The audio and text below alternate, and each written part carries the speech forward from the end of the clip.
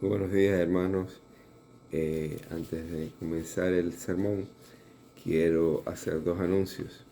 Uno es que el próximo domingo, 6 de febrero, vamos a tener nuestra reunión congregacional anual y se les ha mandado un enlace, ya sea por email o por texto, se les va a enviar para que tengan el enlace para participar de la reunión que va a ser por Zoom.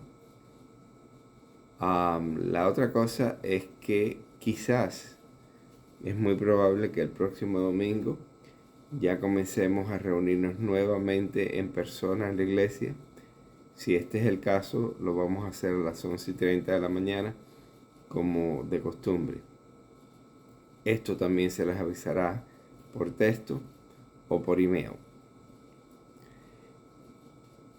El Evangelio para hoy está tomado del capítulo 4 del Evangelio de Lucas, comenzando en los versos 21 y en el verso 21 y llegando hasta al verso 30. Y Jesús comenzó a hablarles: hoy se cumple esta escritura en presencia de todos ustedes. Todos dieron su aprobación, impresionados por las hermosas palabras que salían de su boca. ¿No es este el hijo de José?, se preguntaban. Jesús continuó: seguramente ustedes me van a citar el proverbio médico: cúrate a ti mismo. Haz aquí en tu tierra lo que hemos oído que hiciste en Capernaum. Pues bien, les aseguro que ningún profeta lo aceptan en su propia tierra. No cabe duda de que en tiempos de Elías, cuando el cielo se cerró por 3 años y medio, de manera que hubo una gran hambre en toda la tierra, muchas viudas vivían en Israel. Sin embargo, Elías no fue enviado a ninguna de ellas, sino a una viuda de Sarepta, en los alrededores de Sidón. Asimismo, había en Israel muchos enfermos de lepra en tiempos del profeta Eliseo, pero ninguno de ellos fue sanado, sino Naamán el sirio. Al oír esto, todos los que estaban en la sinagoga se enfurecieron, se levantaron, lo expulsaron del pueblo y lo llevaron hasta la cumbre de la colina sobre la que estaba construido el pueblo, para tirarlo por el precipicio. Pero él pasó por en medio de ellos y se fue. El Evangelio de nuestro Señor. El Evangelio de hoy comienza con el último verso del Evangelio de la semana pasada.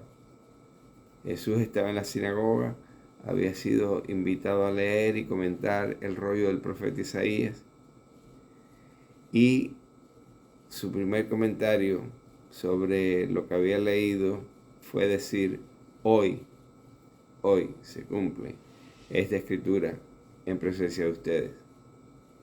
Evidentemente que cuando Jesús dijo esto, ellos no se dieron cuenta de que con hoy se cumple esta escritura en presencia de todos ustedes, Jesús se estaba refiriendo a sí mismo. Así es que hasta ahí todo fue bien, porque no habían entendido lo que Jesús estaba tratando de decir. Lo escucharon con alegría. Porque el verso 22 nos dice: todos dieron su aprobación, impresionados por las hermosas palabras que salían de su boca. ¡Qué bárbaro! Che. Este muchachito que creció aquí entre nosotros sí que habla bonito. Y se preguntaban si era el hijo del carpintero José. El problema es que los que escuchaban a Jesús creían que la promesa de Dios era sola y exclusivamente para ellos, es decir, para los israelitas. Y cuando Jesús les pone los ejemplos sobre el favor de Dios a la viuda de Sarepta y a Naamán el sirio, esto no les cae nada bien. El mensaje de que el favor de Dios no está restringido a un grupo en especial les molesta, porque este mensaje les deja saber que no son los favoritos de Dios. A diferencia de algunos grupos religiosos que excluyen otros puntos de vista, los luteranos declaramos que no somos los únicos que vamos a recibir los beneficios de Dios. Reconocemos a todas las otras iglesias que confiesan al Dios Trino y Uno. Cuando decimos que la iglesia es una, santa, católica y apostólica, estamos incluyendo a otros cristianos: bautistas, pentecostales, católicos romanos, metodistas, presbiterianos, etc. Aunque ellos interpreten la fe de manera diferente a nosotros. Ahora que incluyamos a todas las iglesias como parte de los que van a recibir los beneficios de Cristo, no significa que no tengamos un punto de vista particular no negociable. Y este punto de vista es que somos salvos por gracia a través de la fe en Jesucristo y no por nuestras obras. Nuestra creencia está respaldada por las Escrituras y por la tradición apostólica. A algunos les molesta la gracia porque la gracia nos hace igual a todos los demás. Y algunos quieren sentir que son mejores que los demás.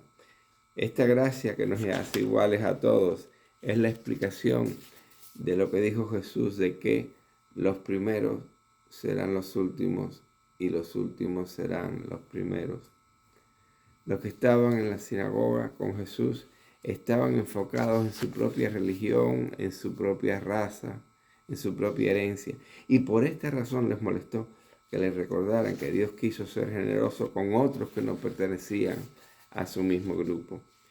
Ellos repudiaron a Jesús porque les recordó que Dios escogió a unos extraños, no judíos, para recibir sus beneficios.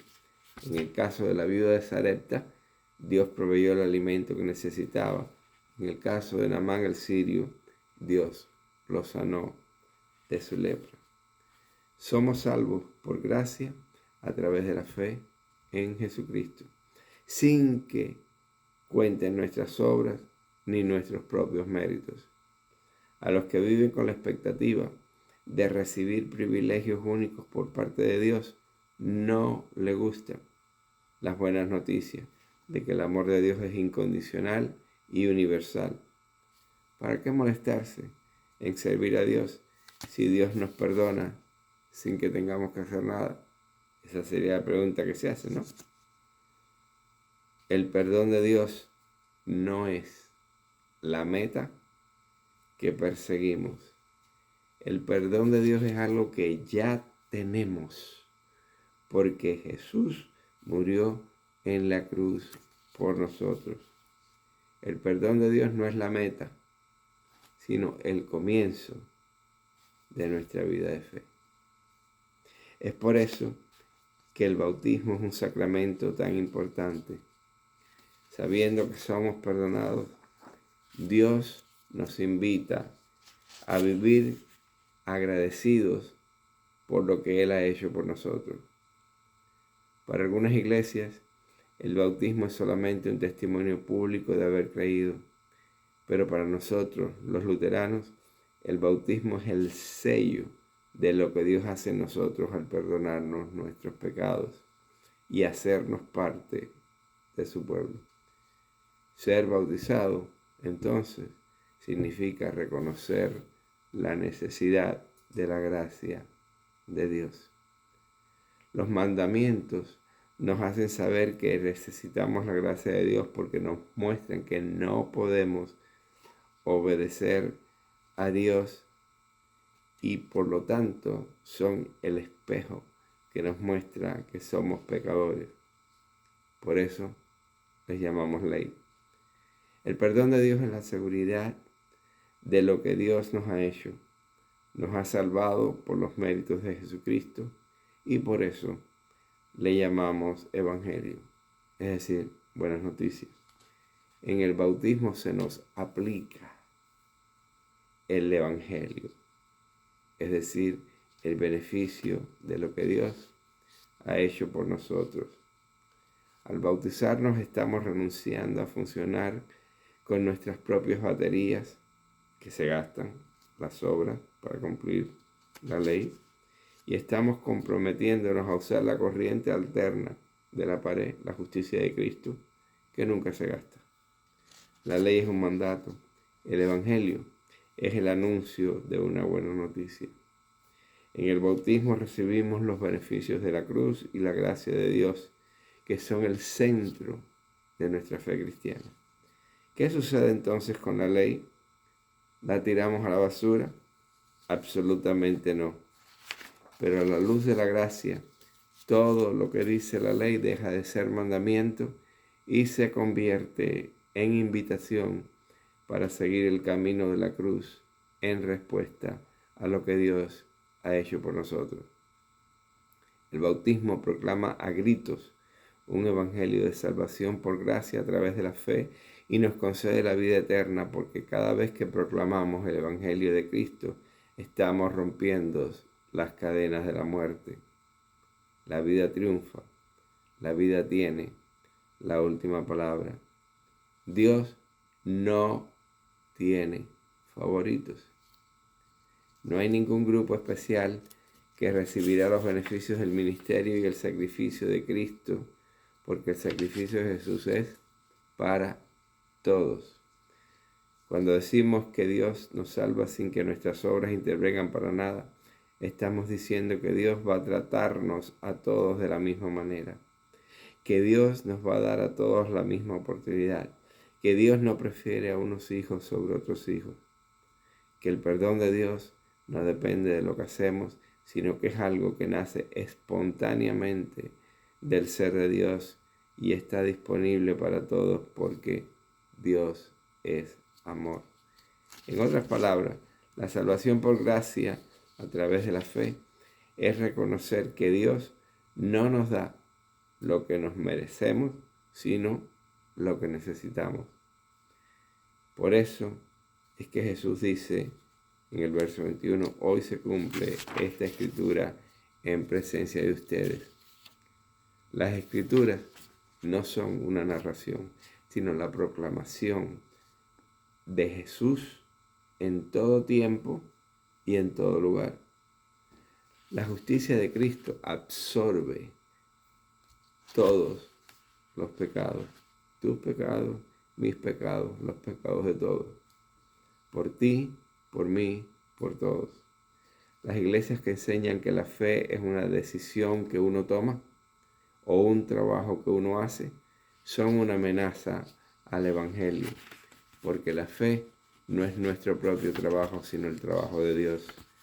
Ahora, cuando queremos ser mejores, queremos que se nos reconozca el esfuerzo que hacemos para ganarnos el favor de Dios, las buenas noticias de que el amor de Dios es para todos, ¿verdad? Nos parecen ofensivas.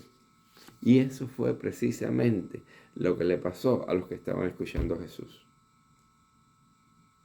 No cabe duda de que en tiempos de Elías, dijo Jesús, cuando el cielo se cerró por 3 años y medio, de manera que hubo una gran hambre en toda la tierra, muchas viudas vivían en Israel. Sin embargo, Elías no fue enviado a ninguna de ellas, sino a una viuda de Sarepta en los alrededores de Sidón.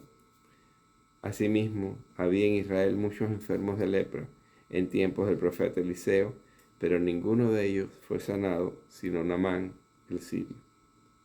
Al oír esto, todos los que estaban en la sinagoga se enfurecieron, se levantaron, lo expulsaron del pueblo y lo llevaron hasta la cumbre de la colina sobre la que estaba construido el pueblo para tirarlo por el precipicio.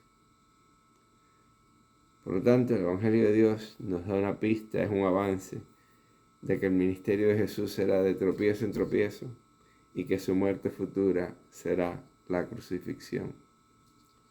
El resultado de la hostilidad humana hacia el mensaje y el mensajero del amor universal de Dios se mostró en la crucifixión de Jesús afuera de Jerusalén. Se deshicieron del que los había hecho sentir incómodos, sin entender que Él solo quería liberarlos de la pesada carga del pecado. El verso 30 nos dice que misteriosamente Jesús, que está por encima del poder de los que están tratando de matarlo, logra pasar por en medio de ellos e irse.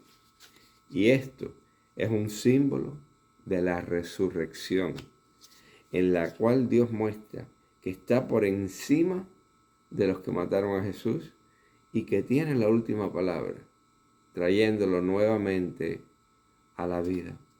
La buena noticia es que por malos que seamos, nuestro poder no es mayor que el poder de Dios expresado en Jesús, quien ha sido resucitado y está trabajando en medio de nosotros. El Evangelio tiene la intención de hacer algo y lo hace. Nos da esperanza. La buena noticia es que el amor de Dios no puede ser derrotado por nuestra resistencia. Cristo vive y reina y nos invita constantemente a nuevas experiencias de su amor y cuidado sin límites. La buena noticia es que no importa cuál es el calabozo de pecado en que estamos encerrados, porque Cristo tiene la llave de todos los calabozos. En el nombre del Padre, y del Hijo, y del Espíritu Santo. Amén.